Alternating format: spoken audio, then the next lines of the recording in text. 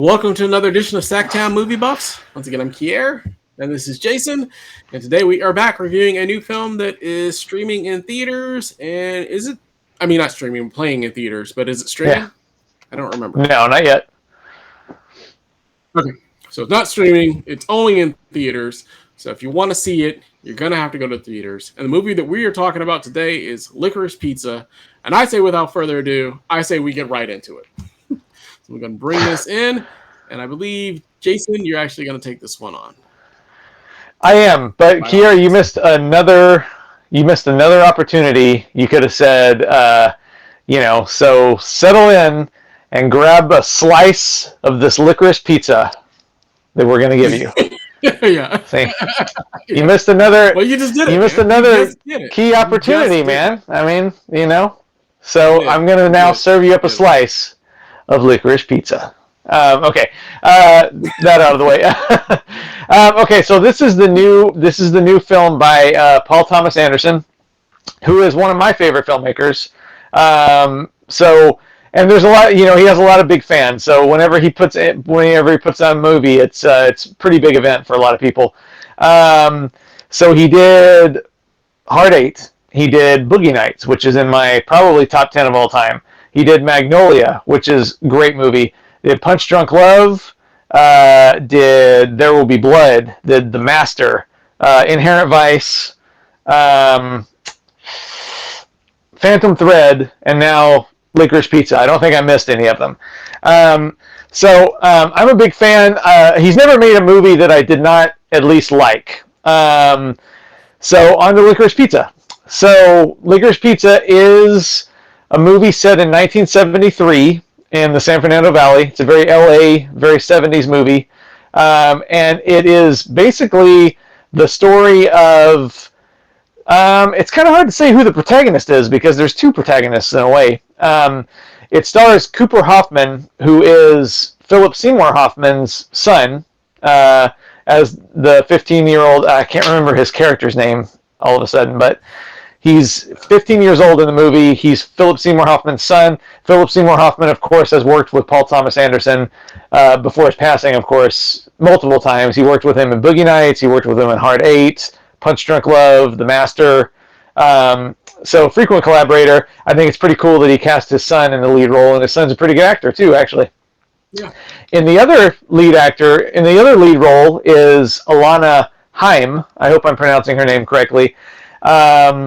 Who has never acted before, if I'm correct. She is in a band with her sisters. The band's called Haim. I don't know if I'm pronouncing that correctly. I hope I am. I don't think she's ever acted before, and she's also very, very good in this movie. And the movie is really just about their relationship. It is charged somewhat in that her character is 25 and his character is 15. So that's made no short amount of comment from people, I'm sure. But I will say that the movie is... I really liked it. Without going into too much detail. Because there isn't really that much of a story, and that sounds like a slam, kind of. There's a lot of story and there's not a lot of story at the same time. There's no, overriding narrative other than that it's about their relationship and how it progresses, and kind of, the younger character's sexual awakening, I guess you could say, and her character. But there's a whole lot of more like vignettes, I would say. Probably your favorite part of the movie, Kier, I'm guessing, is the Bradley Cooper episode, because he kind of pops in the second half of the movie for about 15 minutes and completely resets the movie almost in a way, and the movie is all his for 15 minutes, and it's a really great little sequence. But the movie is Bradley Cooper's great in this movie, but it's really kind of like that. It's just a series of vignettes. There's no real overriding story, but it's one kind of little kind of short story almost to following one another. And I really dug it. It's kind of a laid-back, kind of a hangout movie, as they say now. I've heard a lot of people compare it to Once Upon a Time in Hollywood, which I can see, because for one thing, it's also set in L.A. It's only set, it's set in 1973, whereas Once Upon a Time in Hollywood is set in 1969. The soundtrack is also jam-packed full of great songs that weren't necessarily hits. Usually these kind of movies go straight for the hits, but Once Upon a Time in Hollywood and this one, they pick a lot of really good songs from the era that aren't really that well known. Usually movies go for the well-known ones. And Once Upon a Time in Hollywood is also fairly plotless. I mean, it basically goes from one kind of vignette to another. So, I mean, I really liked it. I didn't like it as much as Once Upon a Time in Hollywood. It's also a very different kind of movie. But it's the kind of movie, like all Paul Thomas Anderson movies, I think, that would benefit from multiple viewings because just the way it's structured. You notice things that you didn't notice the first time and the second time and the third time. So I really liked it. To me, it's not like top half of Paul Thomas Anderson's works. Like those first like 5 or 6 movies he made are definitely my favorites. Inherent Vice, Phantom Thread, this one, I like them, but they're in a kind of lower register than the other films. But it wasn't perfect, but I was entertained, which is pretty good thing to say about a movie that's 2 hours and 15 minutes with no real overriding story. So if I was consistently interested, then that's a good thing. So what did you think here? Yeah. I'll preface by saying, I've never been the biggest PTA or Paul Thomas Anderson fan. He's always been hit or miss for me. The ones that put in the upper echelon. I didn't love a lot of them. Didn't like The Master. Wasn't a big fan of Boogie Nights. A lot of the ones I just wasn't a huge fan of. Magnolia I thought was decent, but most of his, I like Inherent Vice, but I never was a huge fan of all of his films. So, I don't see his name and think, oh my God, I can't wait to see this new PTA film. You know what I mean? With that said, this was actually probably my favorite Paul Thomas Anderson film. Actually, I actually like it better than all those others. So I'm actually going the opposite direction that you are. Right. I liked it. I thought it was really, really good. I could see the comparison to Once Upon a Time in Hollywood. Obviously, I like Once Upon a Time in Hollywood more. Just different directors, different styles, and I more gravitate towards Quentin Tarantino's style over his, just in general. But it's a love story. And it's like you said, it takes you on like a little roller coaster of a ride because it's really about the two of them, and mostly about his because he's kind of like a young Hollywood type entrepreneur, even though he's like 15, but he's got this wherewithal. Like he's already, been in shows. He's already, he's got this idea. He's always got these plans to like make money, and he's very intelligent and somewhat mature for his age, but also you still see glimpses of his teenagerness as well. You know what I mean? Yeah. And she's always just kind of like, doesn't know where she, like, his life is more together at 15 than her life is together at 25. You know what I mean? Yeah. Yeah. You know what I'm saying? He's got a lot more going for himself at 15 than she does. And so she's basically just taken along for the ride because he's into her and she's, not as into him because of the age difference and other different things going on. And I'll get to that in a second. But I like that. I like the dynamic of it. You know what I mean? Because it made for like really funny situations. There's a lot of humor. There's a lot of comedy in there. Obviously, you see, like you said, the Bradley Cooper little segment is hilarious. But there's other very, very good little parts and segments and things that happen as well. There's a lot of different people that we meet along the way and things of that nature. It's, it's a really fun and funny movie, and I really enjoyed it. I have heard, I mean, obviously the age difference is it's kind of a problem. And then someone had asked me a question about it personally that I know of and said, well, what if he was 25 and she was 15? And I was like, well, I don't even know if that movie would get made. You know what I'm saying? So, so it is one of those things where I do kind of pause on it. And that's a very valid concern if it were the other way around. If it was, a 15-year-old girl that was into a 25-year-old man and it was the same thing. I don't know that I think that there would be a lot more controversy for some reason. I don't know if it's a sexist thing. I don't know what it is. but I definitely feel like there would be a lot more controversy surrounded around this film if the roles were reversed. But they are where they are, and I definitely enjoyed it and thought it was fun for what it was. So yeah, I really enjoyed this one. This is definitely probably the first Paul Thomas Anderson film that I may actually own at some point. So. Oh wow, cool. So that's a lot. Yeah, like I said, he's just never been my type of director. So, I'm not big on his style. So, and like I said, I know that there are people like you that love it, and there are definitely a lot of people like me that aren't as big on him. So, so it just depends on what side of the coin you fall on. But this one I thought was great. I really enjoyed it. So, cool. Yeah. As far as the age gap thing, yeah, I hear that, and I definitely hear the well, what if it was a reversed thing?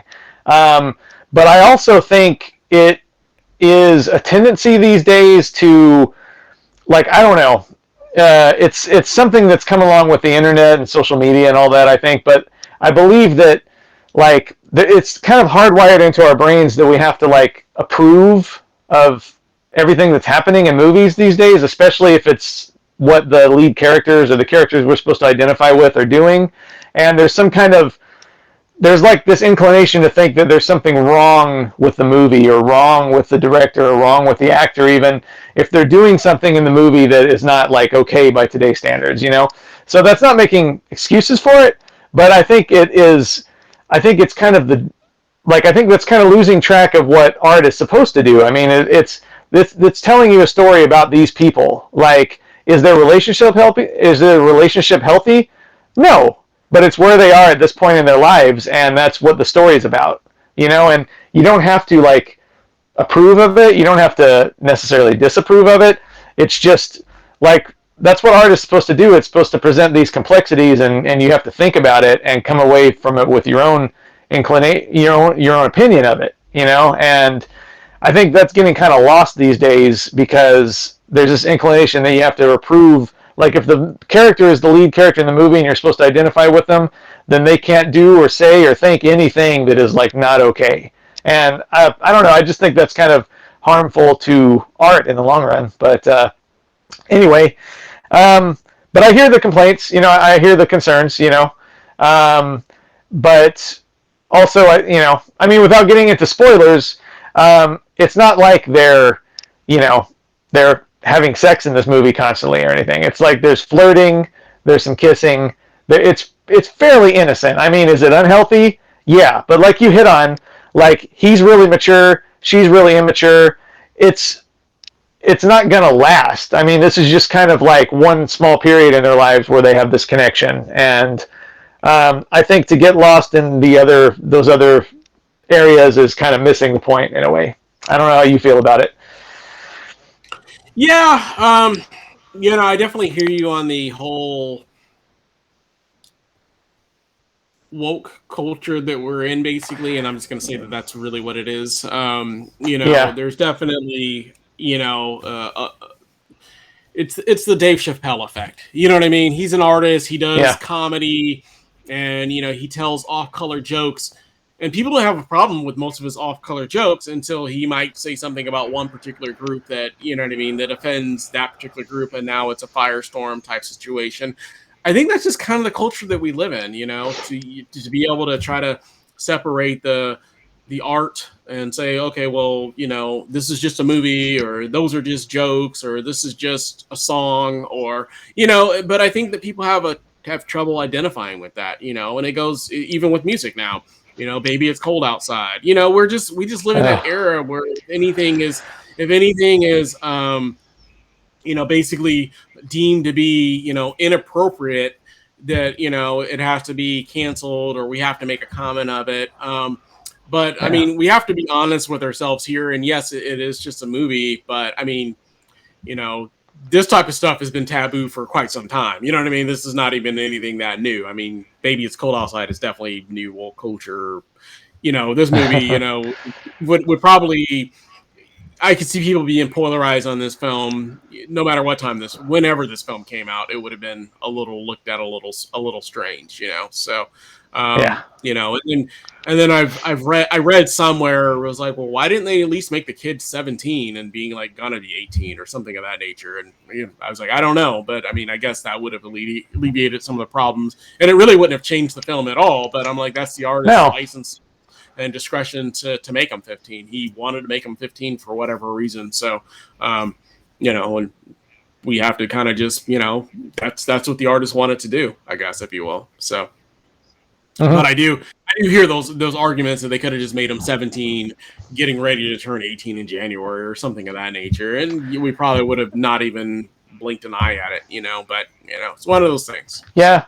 But I mean, that also kind of makes it sound kind of arbitrary too. You know what I mean? Like if he would have done it that way just to make people more comfortable, I don't know. Like I said, like that's not how it is, and you are free to think whatever you want about it. You know what I mean? Like it doesn't have to be like Paul Thomas Anderson should not have to change that part of his story just to make people go, oh, well, okay then, everything's fine then. You know what I mean? Like I don't know. I buck up against that kind of that thinking, so because I don't think art should be made less complex just to quiet people down. You know what I mean? And just to say, like, I don't want to get off into too much of a tangent here, but I do think it is that kind of overcorrection that I rebel against. Like, I know woke is a word that's overused now and it's become kind of annoying,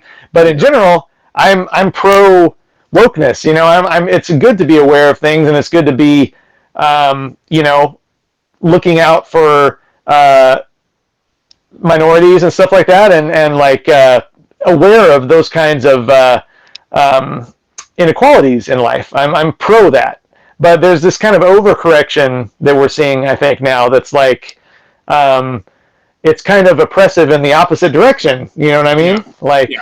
So that's what bugs me. That's what the overcorrection bugs me. I agree. I mean, like I said, I definitely have always been a believer of art to remain art, and if this is what the artist intended to do or intended to say, it's art.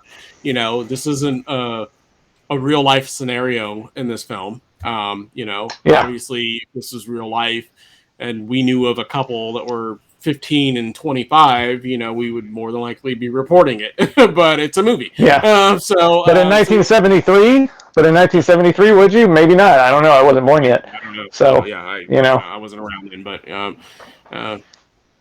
I don't know when the statutory laws came out, but they were they were probably before I was born, so I don't know. So but I don't know. But I don't know. Like I said, who knows? Who's to say? But I do know this, that it's a movie, and I'm always able to separate the art from real life and that sort of stuff. And I never really had a cringe moment in this film really when I was watching it, other than when maybe initially at the beginning I was like, oh, that's kind of strange, but other than that, I never really had like a cringe moment, because like you said, it's mostly innocent. It's mostly flirting, if anything. It's not graphic sex scenes or something of that nature. So so you have to kind of look at it that way also. But instead, like, you see articles that say shocking age difference, and all this kind of stuff. So it's like, okay, whatever. Part of the reason I've taken a sabbatical from social media. So but I mean, and like I said, I've got no problem with directors or musicians or comedians or anybody that's in the arts that pushes the boundaries a little bit, because at the end of the day, it is just art, and if you don't like it, then just don't watch it. You know what I mean? Or don't listen to it. Like you have a choice in life, and most people knew going into the movie that there was going to be an age difference, because if you've read anything, you knew that. And then if you don't, what does the movie stand for in its own merit? You know what I mean? Like, if they were two 25-year-olds, what would you think of the movie? Or did you not like the movie only because there was a 10-year age difference and he was a minor?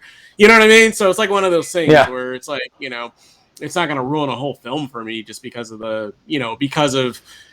some questionable things that are going on in the film, which there's movies where there's questionable things going on in films all the time. There's bad people in half the films that we see.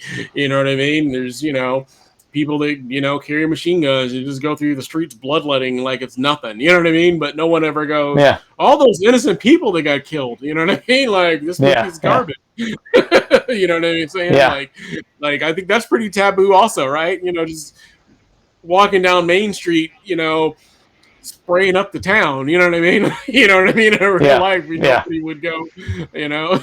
But we watch that and. It's nothing. We just review The Matrix. If there's people walking around the streets doing anything like they're doing in The Matrix, you know what I mean. In real life, we would be probably like questioning it. You know what I'm saying? So it's just one of those things. So we choose what we want to fault on. So, but but we got off on a long tangent. Overall, I think we both liked the movie. Anything else you want to add about Licorice Pizza? Nope. I will say this. There is no licorice pizza in the film.